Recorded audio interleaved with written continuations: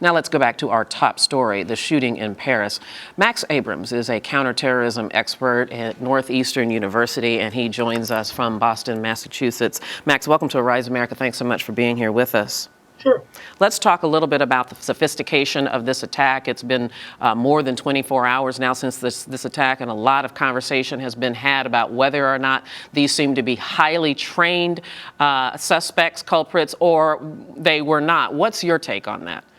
Well, it's a very good question. I think it's useful to think of terrorist capabilities on a continuum. You know, there are terrorists who have very poor skills, who are not that bright. And we saw terrorists like that attacking France over the past month. There were 3 attacks before this big one in Paris on the satirical magazine. And those guys were lone wolf terrorists, or what I've coined as loon wolf terrorists, because many of them seem to be, mentally deranged. And yet the attack more recently was clearly much more sophisticated. The Charlie Hebdo was a soft target, but really not that soft in a sense, because they had some kind of a police presence. There was a code to get in. The employees were being vigilant because there had been threats against them in the past. And so clearly we're talking about a more sophisticated group. However, I do think that many pundits are overstating the sophistication of these guys. They have made a number of mistakes. The hit itself was pretty clean, but their run away from it is much less so. So we've heard recently that one of them left his ID in the getaway car.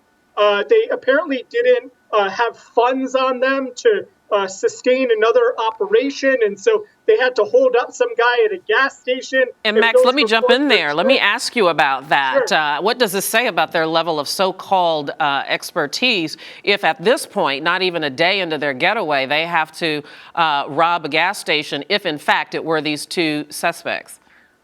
I mean, I think that people are, initially they were comparing these attackers to the previous attackers in France, who were very, very unsophisticated.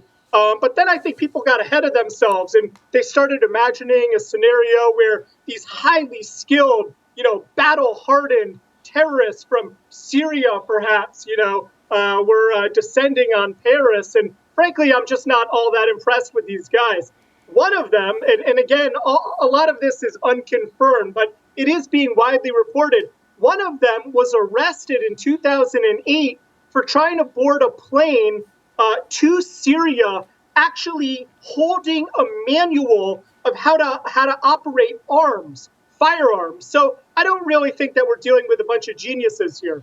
And one of the suspects, at least a person that was identified and turned themselves in, 18-year-old Murad Hamed, he turned himself in. I'm sure he has been submitted to intense inquiry and questioning. What would that interrogation be like, would you imagine?